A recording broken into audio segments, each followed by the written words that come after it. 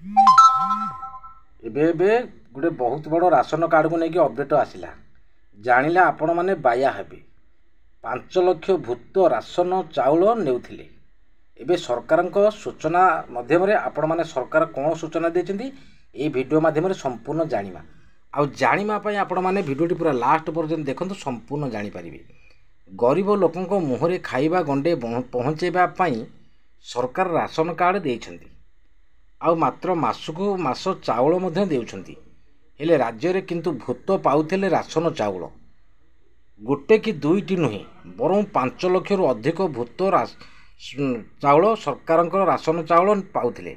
Ration card EKYC को नहीं सूचना देला बेले एमिति किछि चमकाई देला भली तथ्य रखिचंती खाद्य जोगाण मंत्री कृष्णचंद्र पात्र। मंत्री कहिचंती खाद्य जोगाण विभाग रे EKYC लागू करिबा पई 5,75,000 मृत लोकों नारे राशन कार्ड थिबा जना पड़िथिला। एमिति कि सेमानक नारे चाउल निया जाउथिला। तेबे एबे सुधा 1,05,000 आयकर देथिबा लोक कार्ड फेरेइछंती बोली मंत्री कहिछंती। अन्यपटे 6 लाख गरीब लोक कार्ड पाइछंती। 14 लाख लोक राशन कार्ड पई आवेदन करी कार्ड अपेक्षा रे थिले किंतु राशन कार्ड पाई नथिले। तेणु धनी लोक जेउठी कार्ड पाइछंती सेगुडी को काटिबा को ऑफिसर मानक निर्देश दिया जायछि।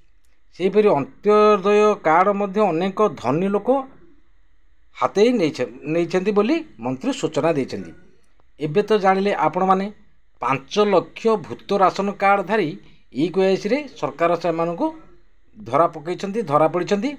आउ जानिले तो एबे गरीब लोक माने जो माने प्रकृति रे राशन कार्ड चाउल पाइबा पई राशन कार्ड टी पाइबा पई सेही मानक सरकार एबे खाद्य जोगाण मंत्री कृष्णचंद्र पात्र कहिछंती सेही मानक खंडिए खंडिए राशन कार्ड देबे।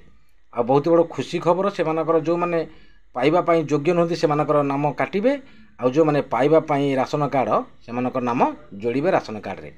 आ वीडियोटी भल लागिले गोटे लाइक कर देबे सब्सक्राइब कर देबे। रहिली नमस्कार जय जगन्नाथ।